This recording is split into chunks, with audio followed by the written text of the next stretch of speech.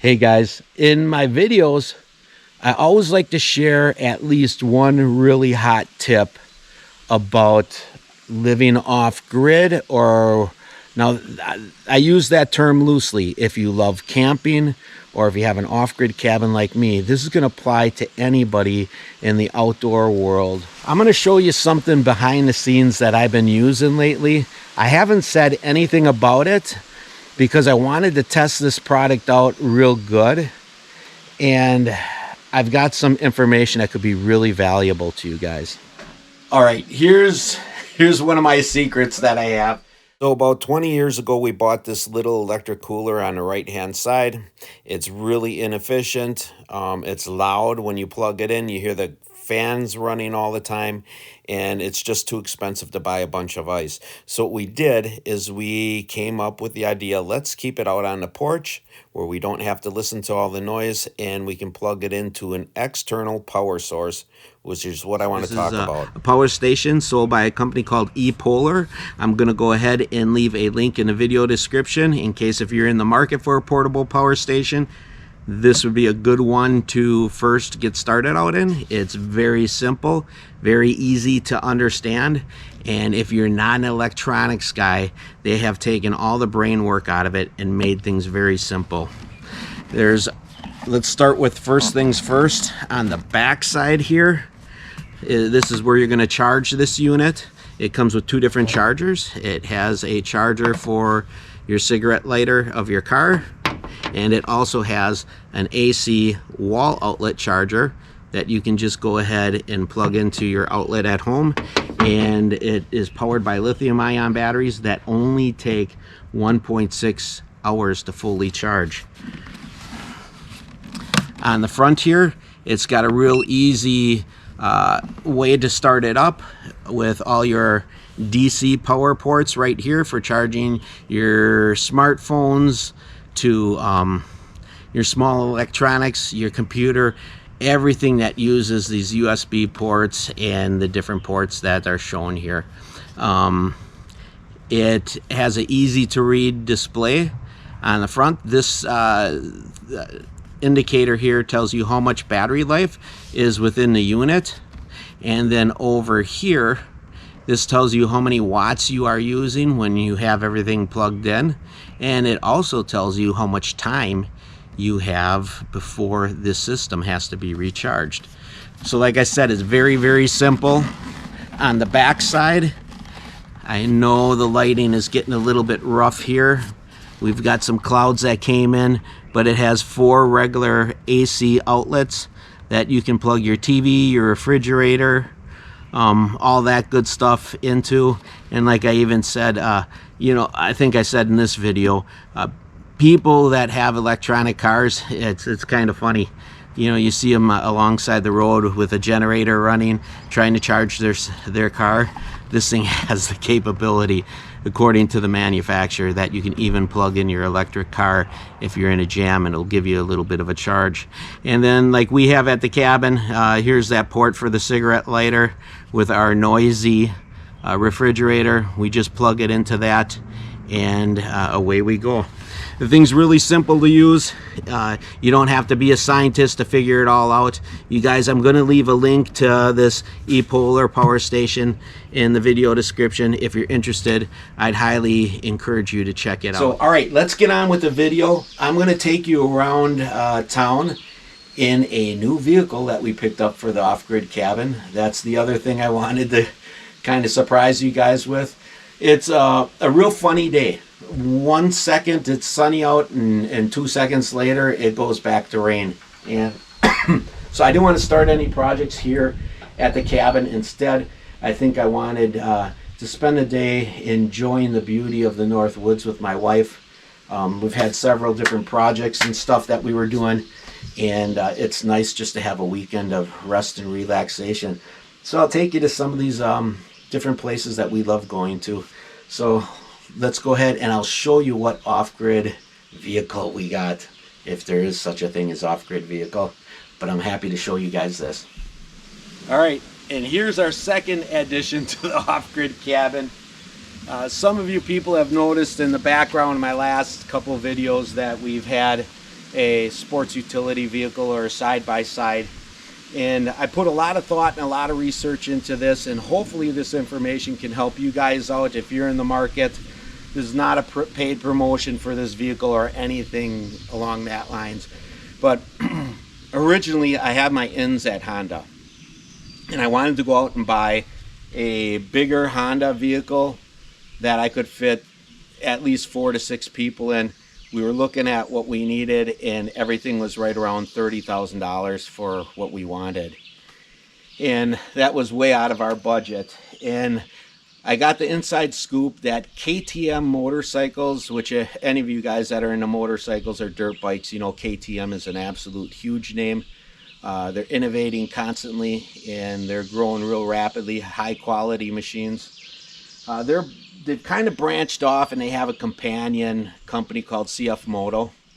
And because they haven't got their name way out there yet, the prices are really affordable.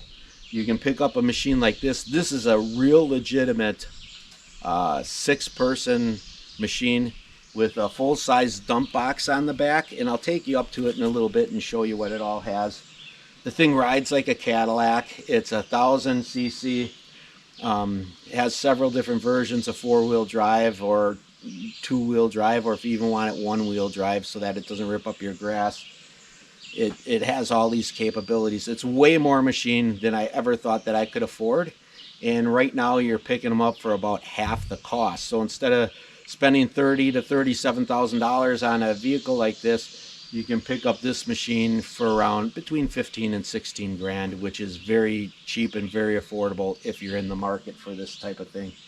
So let's go and take a look inside, and I'll show you what we all have. And like I said, I'm not showing this to boast that we got this, but I think it's important enough information that it might be able to help some of you guys that are at that point in your life where you're looking for something like this to help bond your family and bring the family closer together. Okay, so when we first turn it on, it's got a computer control screen here that tells me everything about the vehicle. You can see we've got 146 miles on this thing. The last trip we did was 145.6 miles. Where we've been basically just using around the cabin, but now we're starting to put some drive time on it. This computer screen tells you everything you need to know about the engine, tells you everything you know about the speed that you're in, tells you right now I'm only in 2-wheel drive, and you got also different types of options that are on here. Your lights, you can have 6 different, I don't know if I can get a good screen of this, but the lighting, I have 6 different options on how I want my beams, my headlight beams to shine out. And then I can run it either in a normal mode if I want to save gas, or if I want to run it on a work load, I just flick it into work, and it will let the engine gear up a little bit quicker, and it uses a little bit more gas but gives you a lot more power. And then standard, it has a cigarette lighter down here, and then in the front it has some USB ports where you can plug your cell phone in or your computer and you can charge. It has waterproof compartments here as well as underneath the seats, and you do have 6 legal places, 3 in the front for seat belts and passengers, and you have 3 places in the back. And if you can tell, the back seat is loaded with dust and dirt. It's been very dry up here, and I really wanted to give this thing a workout. This seat here has a huge compartment underneath it where you could easily dump ice in it and use it as a cooler for your drinks if you wanted to. And the smaller seat right here has a smaller compartment underneath it. And it comes standard with the top on. I know a lot of people charge you extra to have the top put in. I paid extra to have the glass windshield put in. And then probably the best feature in the back is we have a full-size dump box that works pretty easy. It doesn't take me all that much power to lift it up. You can see the engine's all exposed if you want to do your engine work. And you could dump out whatever rocks or debris you would have in the back here real easy. The end gate operates real easy as well. And then there's tie downs in it right away to tie your load down. So, you know, for the amount of money that these guys were selling it for, I couldn't pass by on it. It does have a trailer receiver in the back of the machine. And then let's walk around to the front of the machine. And this is all standard stock stuff that it comes with immediately. You can see in the front of the machine, it also has a trailer hitch or receiver. For those of you that don't have as much experience backing your trailers up, you can just hook your trailer up to the front, and then you got your eyes on the trailer at all times. And then you can see it does come with a winch on it right away as well. And the winch electrical controls are in the glove box of the unit. And then one thing that I liked in true KTM fashion, a lot of these parts, from what I understand, swap out with KTM parts as far as the engine goes. But they went ahead, and you look at the A-arms underneath there, and they're not just straight across, but they are engineered to have a little bump up in it so that you have even more ground clearance than other machines. I'll keep you guys posted on this. The wife and I are going to jump in this, and we are going to start discovering some new spots in our general area, and then hit some old spots that we've looked at before.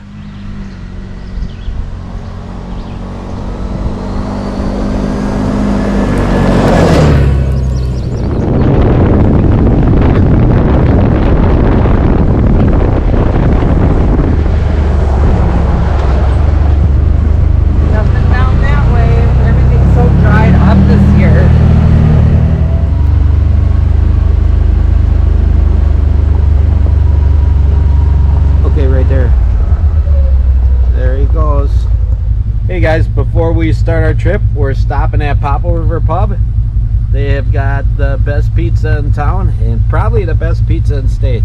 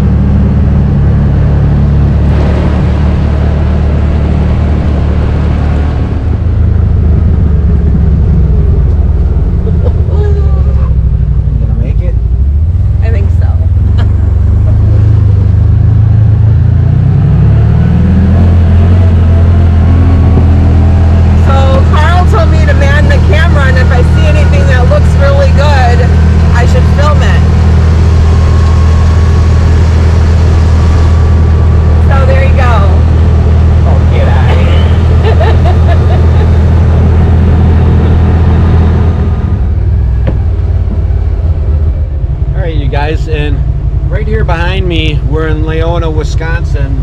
This is the mill pond, and years ago the Connor family had a lumberjack camp out here. I think it was since like the 20s or something like that. It's quite a long time since they had the camp, and I'll share with you a couple scenes of the camp a little bit later on in the video, or maybe after this scene. I still have some video footage from last year. We took a steam locomotive into the camp, and there's just a lot of history here.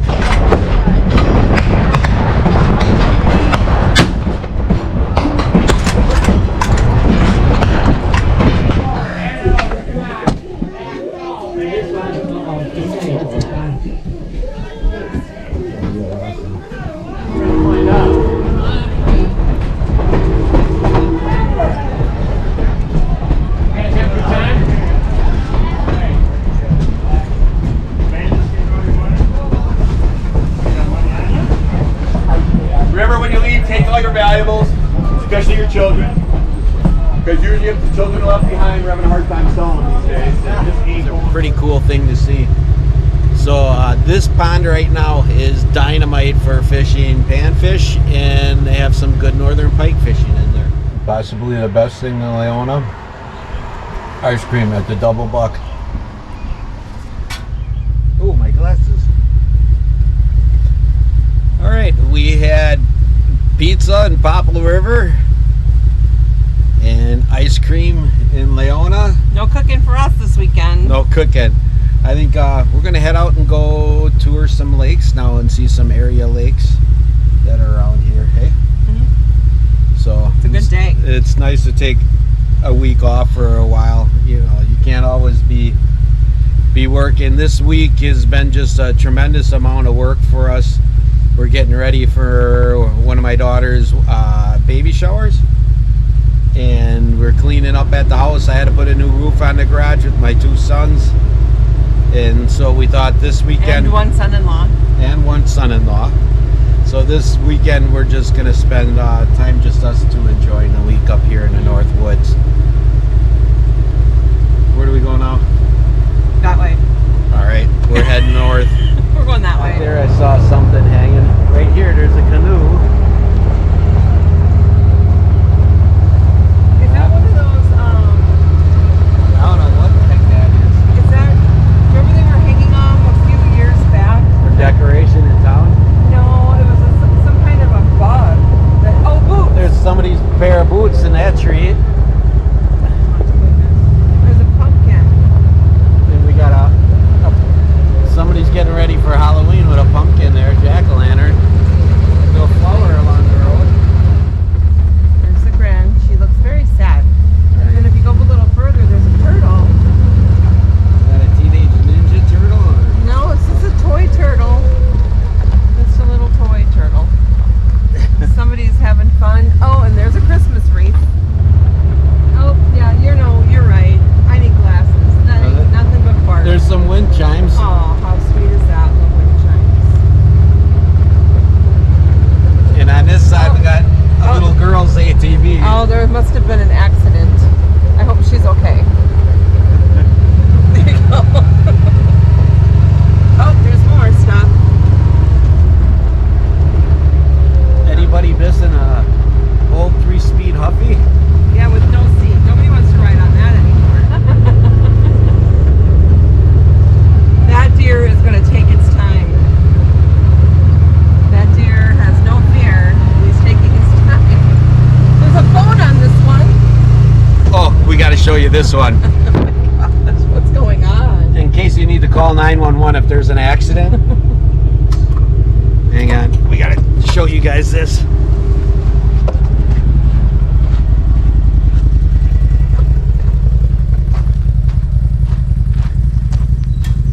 In case you need to dial 911, there's a telephone with LJY's skates on this birch tree.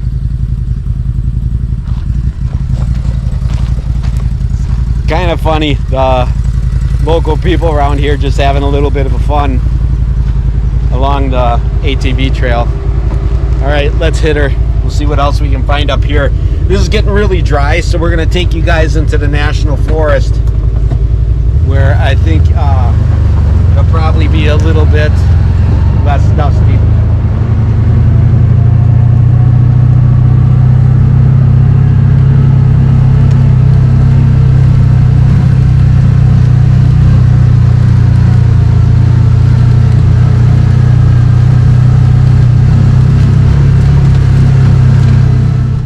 We are to another area lake.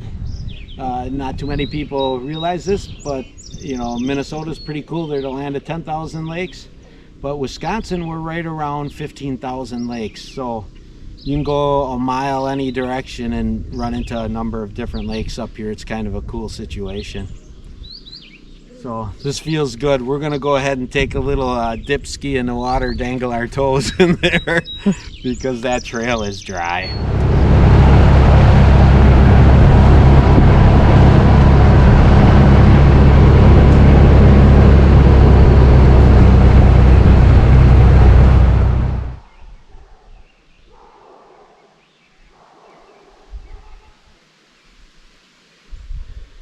Another beautiful lake along our route home. So I love it up here.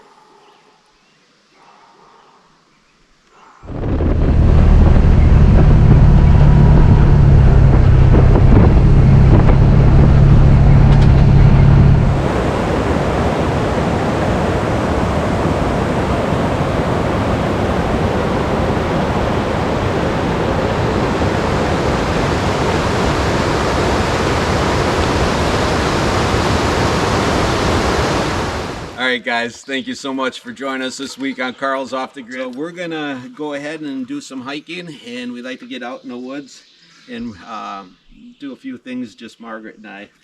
But we'll catch you next time on Carl's Off the Grid. Thanks for watching, everyone. Come on, Bailey, let's go.